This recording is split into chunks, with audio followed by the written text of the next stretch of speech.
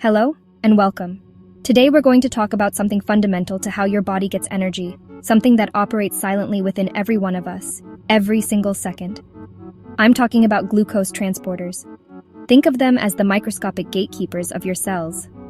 Their job is to move glucose, the primary fuel source derived from the food we eat, from your bloodstream into your cells, where it can be used for energy. Without these specialized proteins, the sugar from your last meal would be stuck, unable to power your brain, your muscles, or any other part of your body. These transporters are absolutely critical for maintaining a delicate balance. They are the key players in blood sugar regulation, ensuring that our cells get the fuel they need without letting sugar levels in the blood rise to dangerous heights. When this system works well, we feel energetic and healthy. But when it falters, it can lead to serious health issues, most notably diabetes. Understanding how these tiny gatekeepers work is not just a lesson in biology.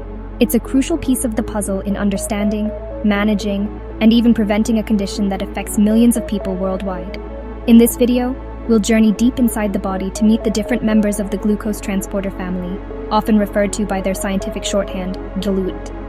We'll explore how each type has a unique role, from fueling our brain to supplying our muscles during exercise. By the end, you'll have a much clearer picture of the profound connection between these cellular doormen and your metabolic health. So, let's begin our exploration into the world of glucose transporters and their undeniable link to diabetes. Let's start with the foundational transporter, GLUT1. This one is a true workhorse, found in nearly every cell in the human body, but it's especially vital for our red blood cells and most critically, our brain. Think about it. Your brain is an energy-hungry organ, consuming about 20% of your body's glucose, yet it can't store fuel. It needs a constant, steady supply, regardless of whether you just ate a large meal or have been fasting for hours. GLUT1 makes this possible. It acts as a reliable, continuous pipeline, transporting glucose across the formidable blood-brain barrier. This barrier is a highly selective membrane that protects our central nervous system from potential toxins in the bloodstream. GLUT1 transporters are embedded within it, ensuring that our brain cells or neurons are never starved of their essential energy source. This constant delivery system is what allows for uninterrupted thought, memory, and function. The activity of GLUT1 isn't heavily influenced by hormones like insulin. It's always on, always working in the background to maintain what we call basal glucose uptake, the baseline level of energy our cells need just to exist and perform their basic duties. Because of its widespread presence and constant activity, GLUT1 is fundamental to overall glucose homeostasis, the stable equilibrium of sugar in our bodies. It sets the stage for all other metabolic processes. Any significant defect in GLUT1 function can have severe consequences, particularly for brain development and function, underscoring its role as a non-negotiable, essential component of our cellular machinery. It's the silent, unsung hero ensuring our most vital organ is always powered up and ready to go. Now let's move on to GLUT2, a transporter that plays a very different but equally important role. You can think of GLUT2 as a sensor. It's primarily located in the cells of the liver, the pancreas, the intestines, and the kidneys. Unlike GLUT1, GLUT2 has a lower affinity for glucose, which means it only starts transporting large amounts of sugar when blood glucose levels are high, like after you've eaten a carbohydrate-rich meal. This characteristic is not a flaw. It's a brilliantly designed feature that allows it to function as a metabolic gauge for the body. In the pancreas, specifically in the beta cells, GLUT2 is a critical part of the glucose sensing mechanism. When blood sugar rises after a meal, a flood of glucose enters the beta cells through GLUT2. This influx triggers a series of biochemical reactions that culminate in the release of insulin into the bloodstream. Insulin is the hormone that signals other cells, like muscle and fat cells, to take up glucose. So, in this way, GLUT2 acts as the initial trigger for the entire insulin response system, helping to manage post-meal blood sugar spikes. Meanwhile, in the liver, GLUT2 works in both directions. When blood sugar is high, it helps the liver take up excess glucose from the blood and store it for later as glycogen. Conversely, when blood sugar is low, like during a period of fasting, the liver breaks down that stored glycogen and releases glucose back into the bloodstream through these same GLUT2 transporters. This bidirectional function makes the liver, with the help of GLUT2, a central hub for maintaining blood sugar stability between meals, preventing dangerous drops in glucose levels. Next up is GLUT3, a transporter that shares a critical mission with GLUT1, fueling the brain. However, GLUT3 has a special distinction. It has an extremely high affinity for glucose, even higher than GLUT1. This means it can bind to and transport glucose into cells very efficiently, even when glucose concentrations in the blood are quite low. This feature makes it exceptionally well suited for its primary location, the neurons, the signaling cells of our brain and nervous system. It is the primary glucose transporter for these vital cells.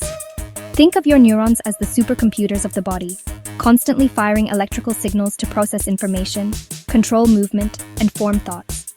This activity demands a massive and immediate amount of energy. GLUT3's high-affinity nature ensures that these incredibly active cells have priority access to the glucose they need, guaranteeing they can pull in fuel rapidly and effectively, no matter what. It's like having an exclusive, high-speed internet line dedicated solely to the most important functions. This priority access is crucial for cognitive functions like learning and memory. The brain's ability to adapt and form new connections, a process known as neuroplasticity, is heavily dependent on a reliable energy supply, which GLUT3 provides. While GLUT1 gets glucose across the blood-brain barrier, you can think of GLUT3 as the specialist that handles the final critical delivery directly to the neurons themselves. Its efficiency ensures that even during moments of intense mental effort or low blood sugar, our neural network remains powered and functional. Now we arrive at GLUT4, the transporter most famously and directly linked to type 2 diabetes. This is where the story of insulin resistance truly unfolds. GLUT4 is found predominantly in cells that use a lot of energy and store it, namely our skeletal muscle cells and our fat cells, also known as adipocytes. What makes GLUT4 unique and so central to our discussion is that it is insulin dependent. Most of the time, GLUT4 transporters are not on the surface of the cell. They are held in reserve, inside small vesicles within the cell's cytoplasm. They are essentially waiting for a signal. That signal is insulin. After you eat, your blood sugar rises, your pancreas releases insulin, and this insulin travels through the bloodstream. When insulin binds to receptors on the surface of a muscle or fat cell, it triggers a cascade of signals inside the cell. This cascade acts like a key unlocking a door, telling the vesicles containing GLUT4 to move to the cell's surface and embed themselves in the membrane. Once there, they can begin transporting glucose out of the bloodstream and into the cell. This is the direct mechanism by which insulin lowers blood sugar. In type 2 diabetes, a condition known as insulin resistance develops. This means the cells, particularly muscle and fat cells, become less responsive to insulin's signal. The key no longer fits the lock as well. As a result, fewer GLUT4 transporters make it to the cell surface, and glucose remains trapped in the bloodstream, leading to high blood sugar. Understanding GLUT4's function is absolutely essential to understanding the core pathology of type 2 diabetes and why lifestyle interventions like exercise, which can also stimulate GLUT4 translocation, are so effective. Finally, let's briefly touch on GLUT5. This member of the transporter family is a bit of an outlier because its primary job isn't to transport glucose. Instead, GLUT5 is a specialist, with a high specificity for transporting fructose, the type of sugar commonly found in fruits, honey, and high fructose corn syrup. Its main location is in the small intestine, where it plays a crucial role in absorbing the fructose from our diet. From there, the fructose travels to the liver for processing. While its role in direct glucose transport is minor, GLUT5 is increasingly relevant in conversations about modern metabolic health. Diets high in processed foods and sugary drinks often contain large amounts of high fructose corn syrup. An overabundance of fructose can overwhelm the liver, contributing to conditions like non-alcoholic fatty liver disease, increased triglyceride production, and insulin resistance. The efficiency of GLUT5 in absorbing this fructose from our gut is the first step in that metabolic chain reaction. So while GLUT5 doesn't directly manage blood glucose in the same way as the others, it is an important player in our overall metabolic picture. The interplay between different sugars and how our bodies handle them is complex. High fructose intake, facilitated by GLUT5, can indirectly impact insulin sensitivity and contribute to the metabolic dysregulation that underlies type 2 diabetes. It serves as a reminder that it's not just about glucose. The type and quantity of all sugars in our diet matter profoundly for our long-term health.